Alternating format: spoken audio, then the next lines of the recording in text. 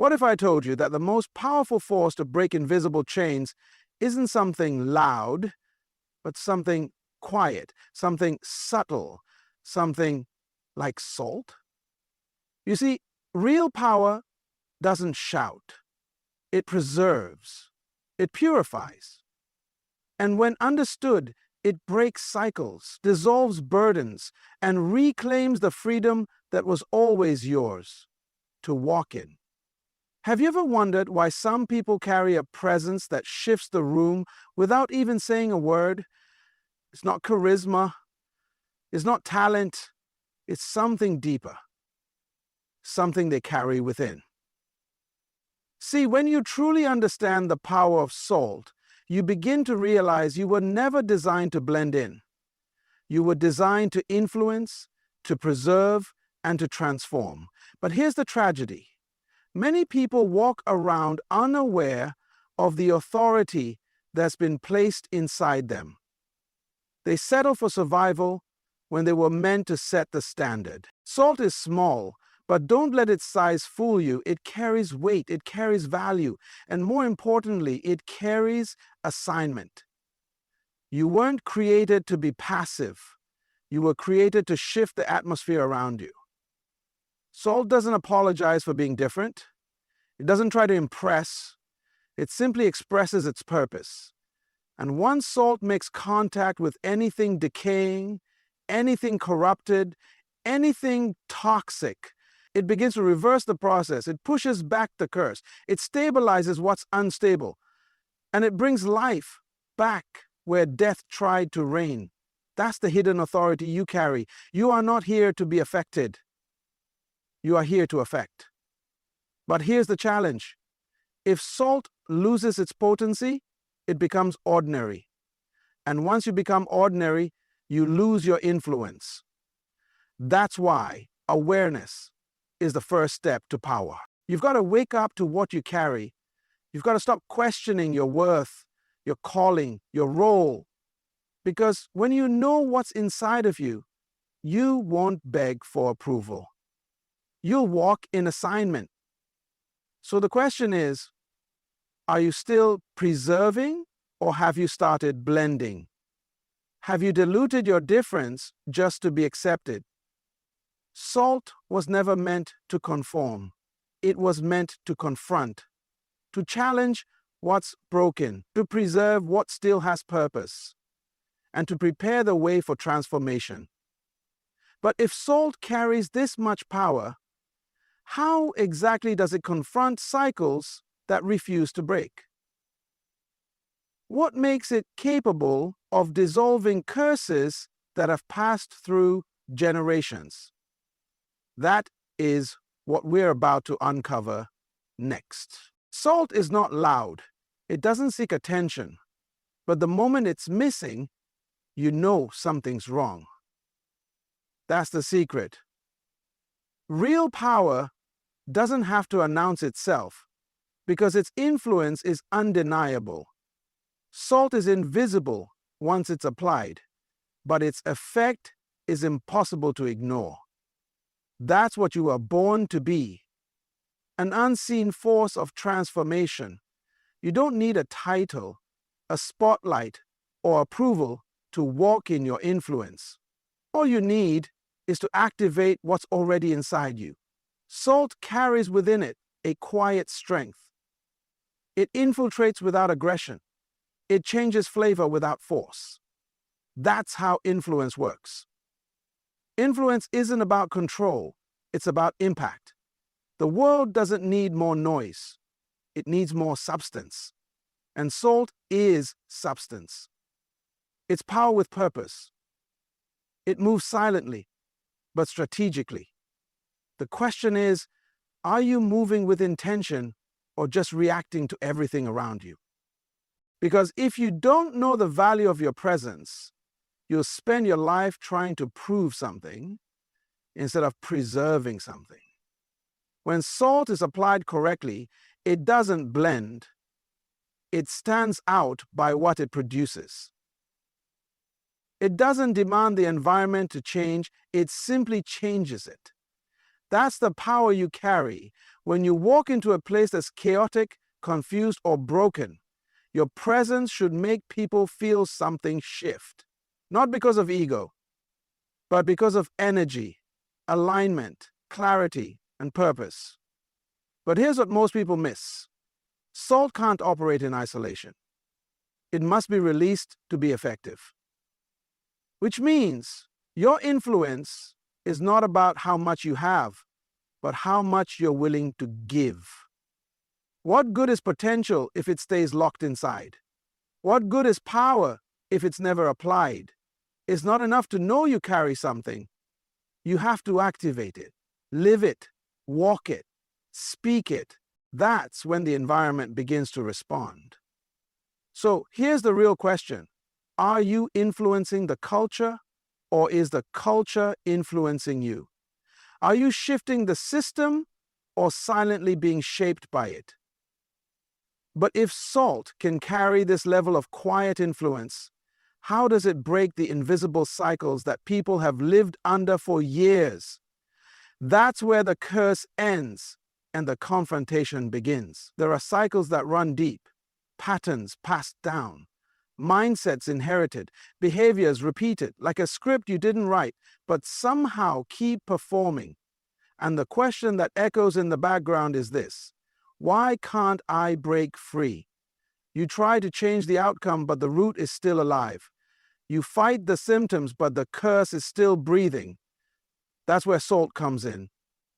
Not as a decoration, not as an accessory, but as an agent of interruption. Salt breaks what's been allowed to linger.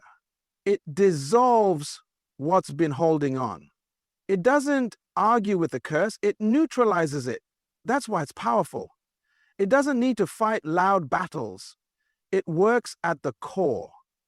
It gets into the unseen places, the generational habits, the emotional trauma, the unspoken agreements you didn't even realize you made, and it starts disrupting them, one layer at a time. But here's the key. Salt can't break what you're still comfortable with. It confronts what you've accepted as normal. It challenges what you've excused for years. Some of the biggest curses don't come from outside. They come from belief systems within. And salt? It's not afraid to confront belief. It doesn't compromise with dysfunction. It purifies. It brings clarity where there was confusion. It awakens purpose where there was paralysis. And when salt starts to work, the curse has to break. Not because you screamed louder, but because you finally realized you were never cursed. You were just unaware of your power. Cycles don't break just by time passing. They break when power enters the environment. And salt is power in its purest form. You don't need another sign. You need a shift. You don't need permission. You need activation. The moment salt hits the wound, healing begins. The moment salt touches the decay, preservation begins. And when it meets a curse, it begins a reversal.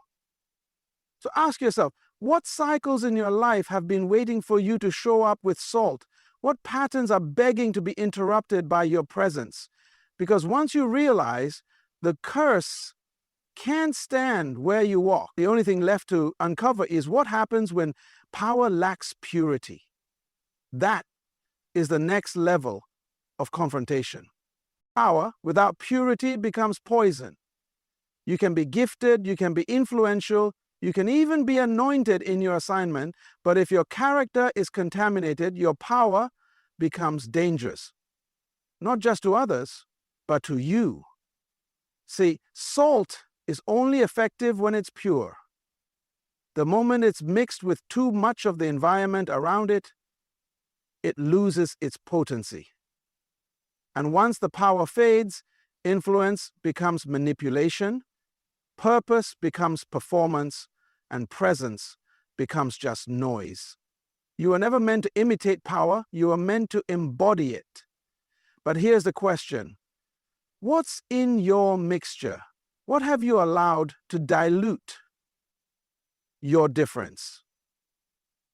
It doesn't take much, just a little compromise, a little bitterness, a little insecurity hiding under the surface.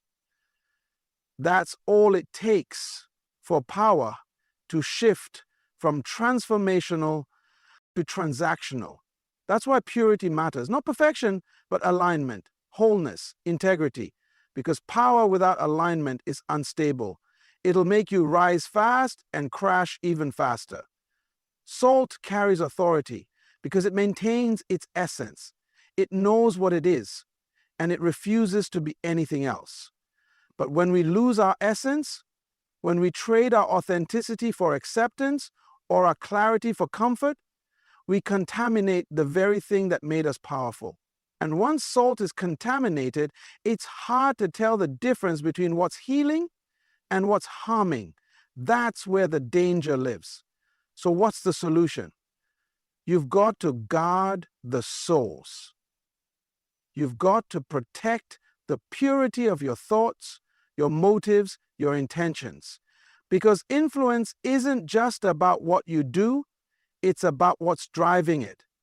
Salt that looks strong but has lost its essence is just dust with a title.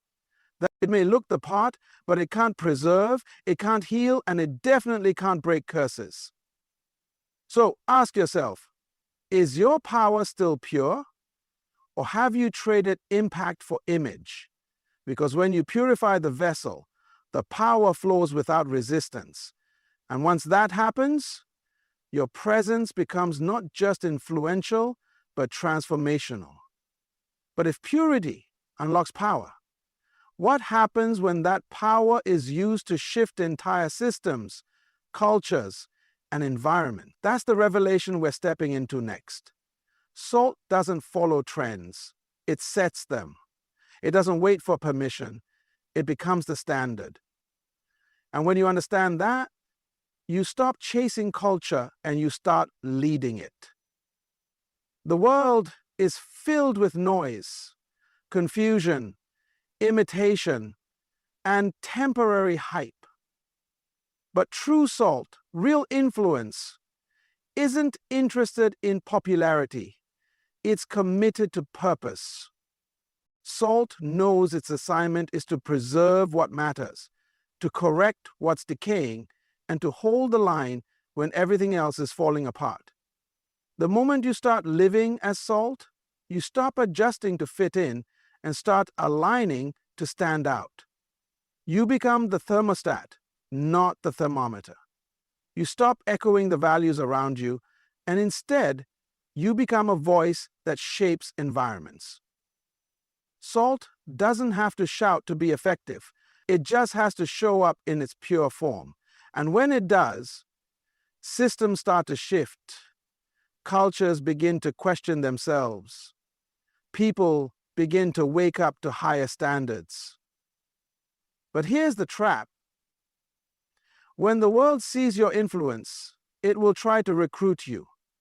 It'll offer you shortcuts. It'll tempt you to compromise. And if you're not grounded in your essence, you'll end up trading your salt for sugar. You'll become sweet to the crowd, but powerless to the culture. You'll gain applause, but lose your authority. Because sugar pleases, but salt preserves. Sugar dissolves under pressure, but salt holds its ground. This generation doesn't need more performers. It needs preservers. It needs people who are willing to be different, to be bold, to carry truth in a way that penetrates the noise.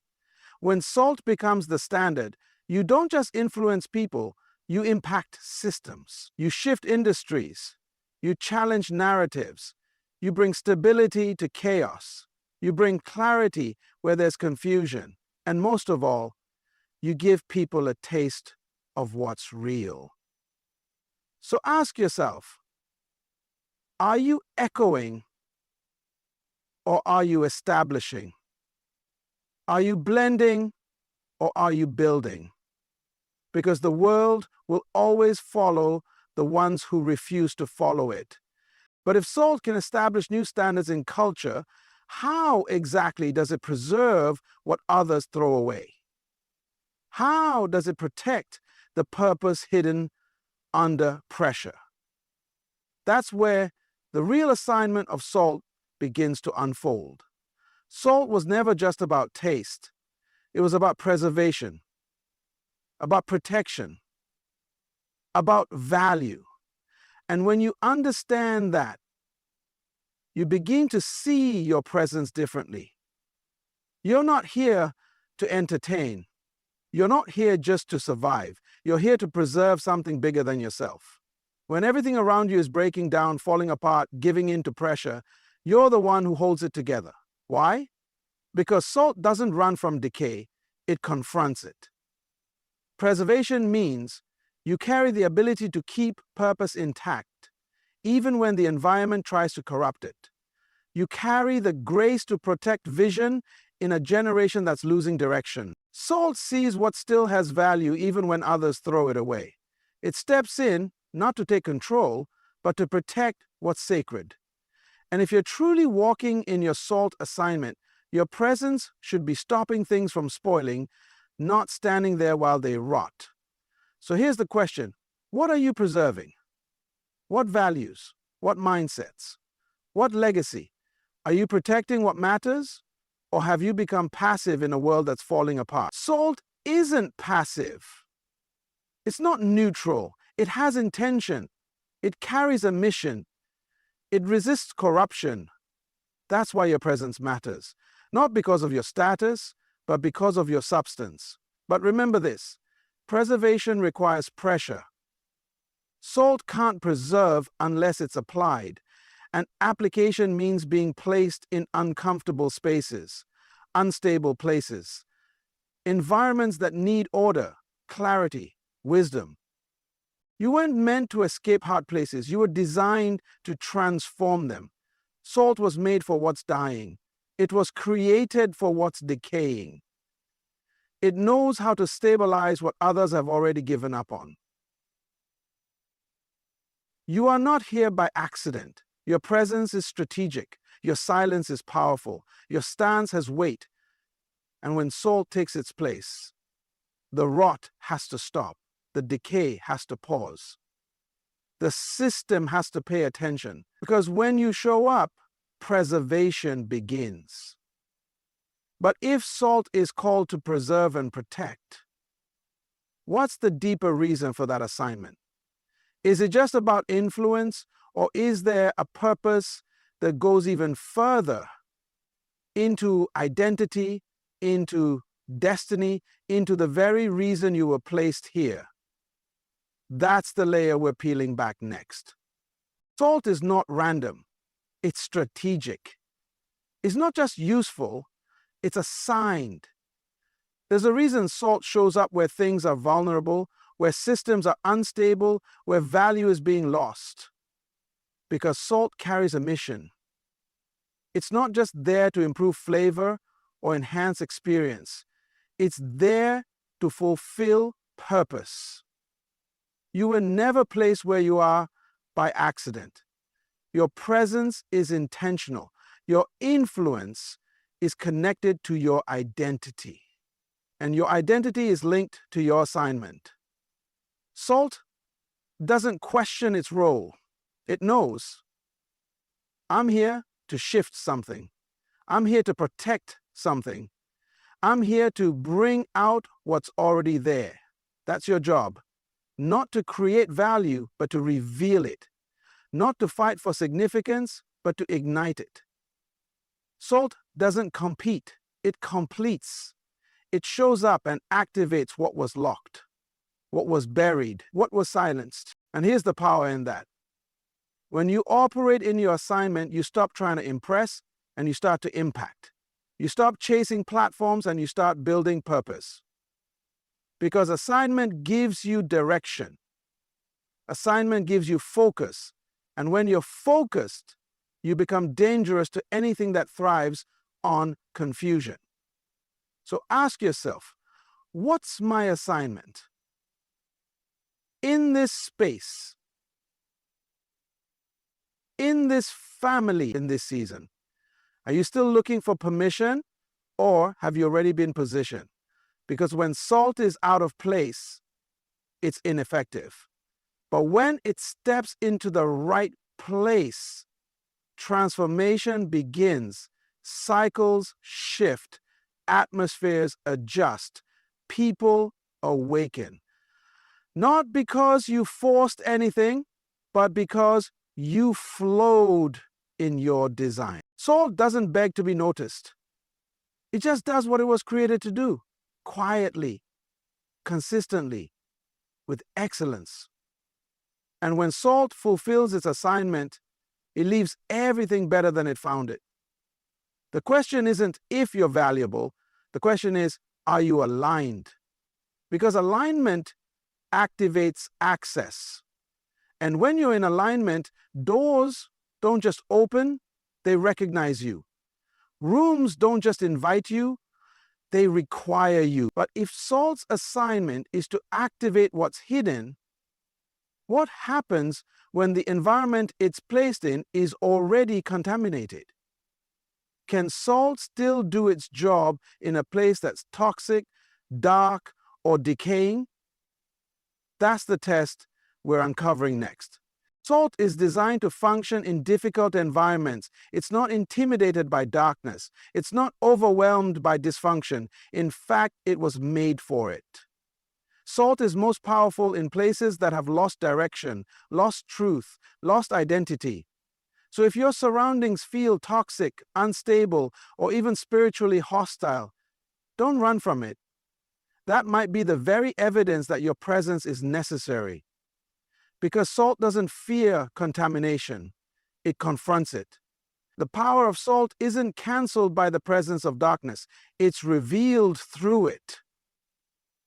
Just like light shines brightest in darkness, salt proves its value in decay. It walks into confusion with clarity.